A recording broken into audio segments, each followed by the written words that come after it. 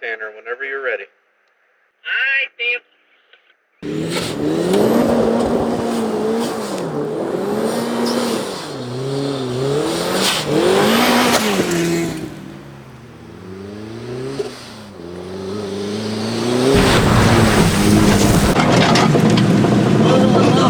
Oh my God.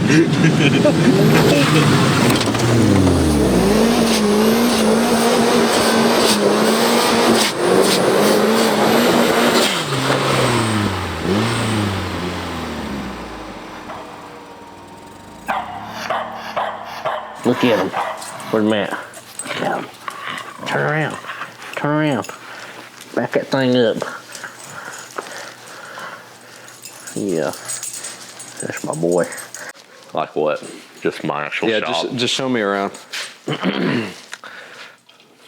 This is where I work.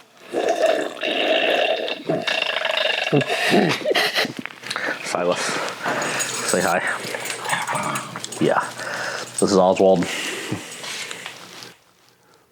Third in charge. Who's first? Silas. Silas is first and you're second? Yep. He's a meaty boy, just like his daddy. Yeah. Do they make dog Crocs? Because if he had some flame Crocs. He don't like his feet being touched, so he's not going to be about that life. My name is Tanner Norwood. I was born and raised in Cleveland, Tennessee. I lived here my whole life. And that's all you wanted, right? That's all I wanted. Oh, was that a run-on sentence I gave you? Just in casers? When it breaks down, yeah. Oh, because you don't get stuck. My day job is industrial fabrication, building automation equipment and anything of the sorts. Turn that on back there. The switch on the back of this. Yeah. And then when I get off from there, I'm usually here in the basement building cars. I gotta like use the correct filler or else the internet will say something. There we go. So yeah, I've worked on stuff from, 1,000 horsepower rock bouncers and time attack cars and drift cars and cars that see autocrosses and Jeeps that see mall parking lots and yeah. So I don't know, just growing up, just always seeing my grandpa working on projects. He was a welder and a sheet metal fabricator and grew up kind of seeing him building stuff all the time and working on projects. And he wasn't in the cars or anything, but once I got to where I was, whether it be, building skateboard ramps or, rails or whatever, he would always help me build that kind of stuff. And that kind of got me started with fabrication and whatnot.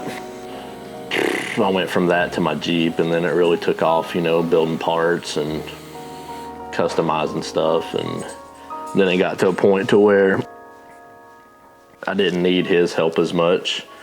And it was kind of just him showing me how to do something, and then me taking off from there, and kind of just snowballed. Yeah, that's my Jeep. This is a blue Jeep. I built it all. Got them 40-inch tires on it. Got them Super Duty axles. Got that Mustang engine.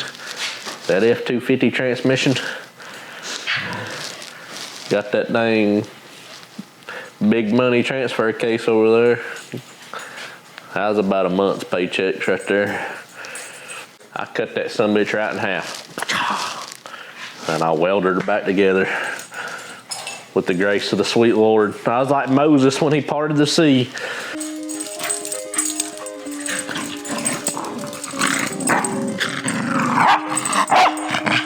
When I was, I guess 18 or 19, I got a job at an off-road shop. Started working there, kind of got a little deeper into some hardcore off-roading, some, tube chassis buggies. But at the same time, I'm daily driving like these SRT4s and turbo cars.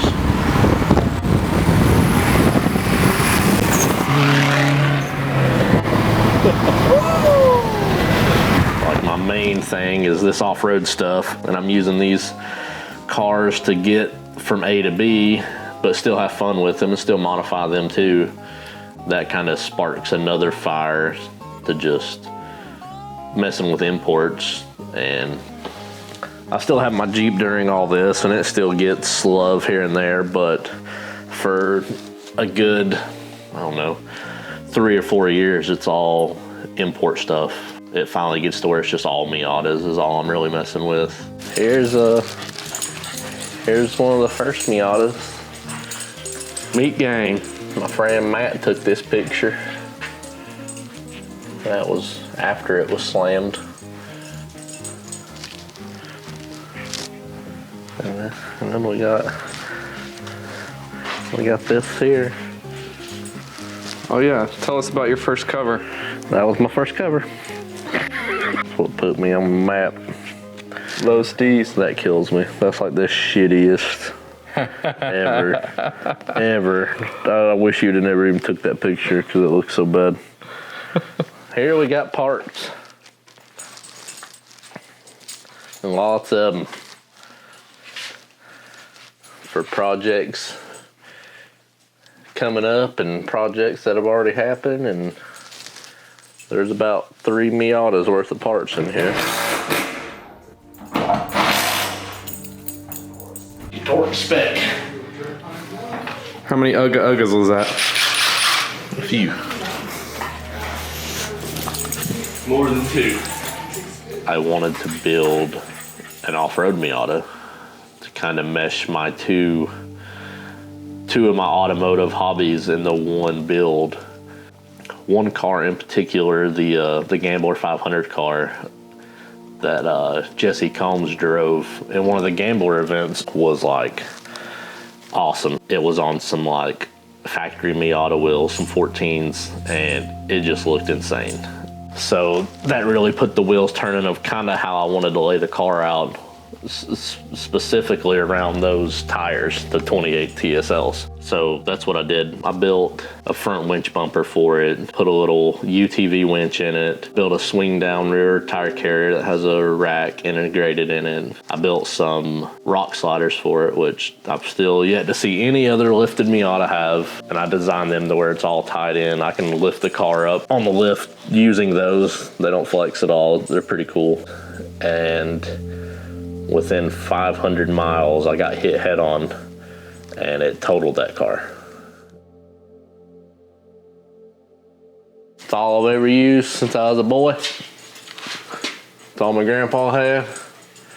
So you come in here, I got 4 of these big old Milwaukee toolboxes, chock full. You got Milwaukee hand tools. We got all kinds of this stuff. I got this little bitty car. I bet people at Milwaukee ain't even seen this thing before. This is a life-size replica. Some of this old stuff is either hand-me-downs from my grandpa or garage sales. I mean, like, one of them Portabands up there is like 40 years old. Still runs. Still goes good. I mean, I got the battery brushless now. I mean, don't gotta use them as much, but they're there if I need them. I got the chainsaw, the table saw, the cut-off saw. I got the lightsaber. I got a damn Milwaukee mag light. Got it all. I love Milwaukee. Ride till I die. Right there.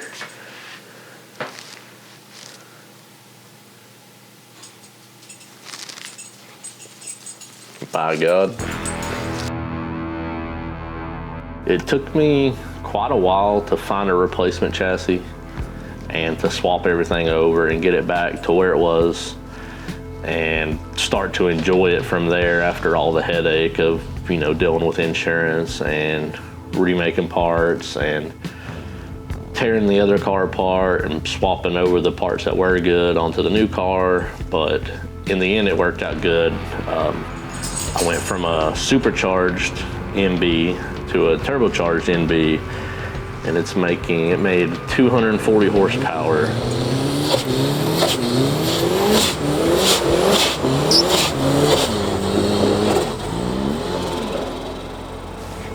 So version 2 of the lifted Miata was an 03 Shenzhen edition. It is one of 1,500 made, and I like ruined it by lifting it and cutting and welding all over it.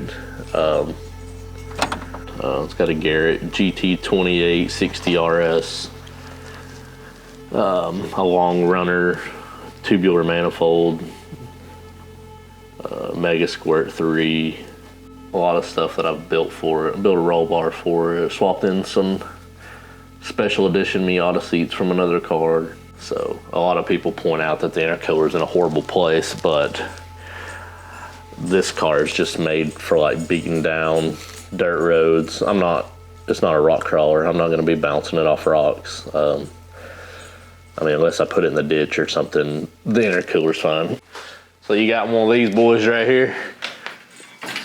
Oh, man. If that tire was pumped up, I'd show y'all what was up, but we'll save that for another day. I ain't got insurance. I drew this when I was in kindergarten. Yeah. I bought this at a flea market. I love it. I like to think this right here is Dale Earnhardt and Miata because it's a convertible. I think that was made for me. I used to carry this when I was in elementary school in case I seen something needed cutting. That's not enough. This is a knife. This is what I put that potted meat on my crackers with. That's a JDM Dale there. That's when he raced at Suzuka. Oh yeah, that's sweet.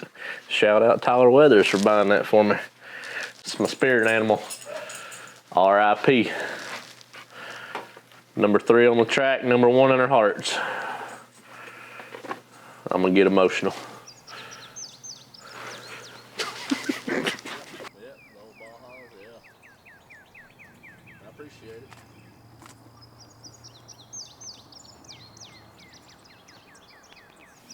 You know, we live right here in the Cherokee National Forest, and there's just so many. There's hundreds of miles of fire roads, gravel roads. Some of them are washed out.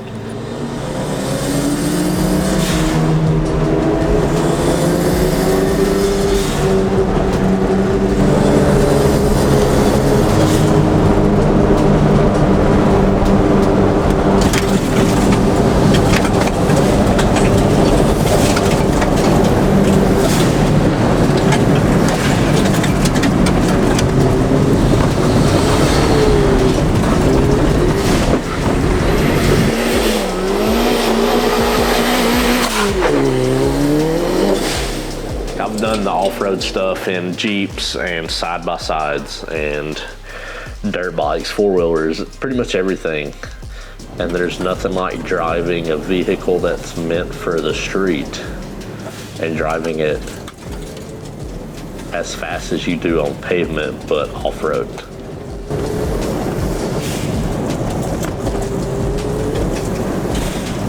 It makes me have a really great respect for rally drivers. It's just, I don't understand how they're going that fast in these high horsepower cars on gravel at, you know, triple digit speeds.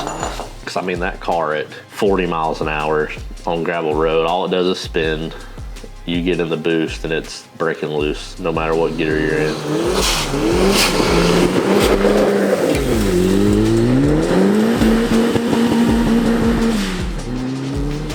There's no other experience that I have found yet that come close to a turbo Miata off-road with a 15-inch wider track width and tires that stick out from the fenders like an open wheel car.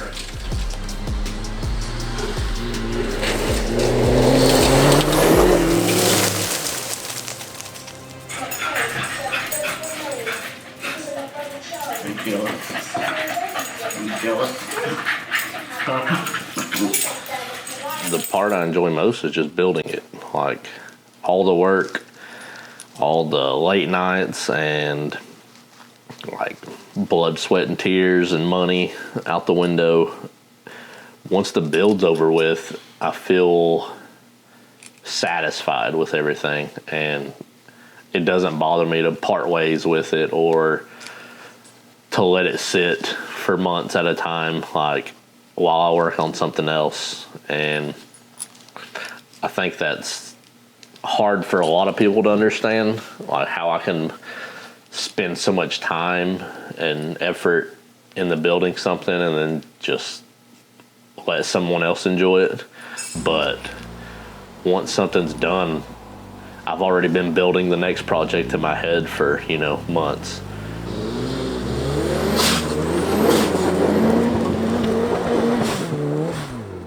But I'm excited to see what's next. All right, shut it whenever you're ready.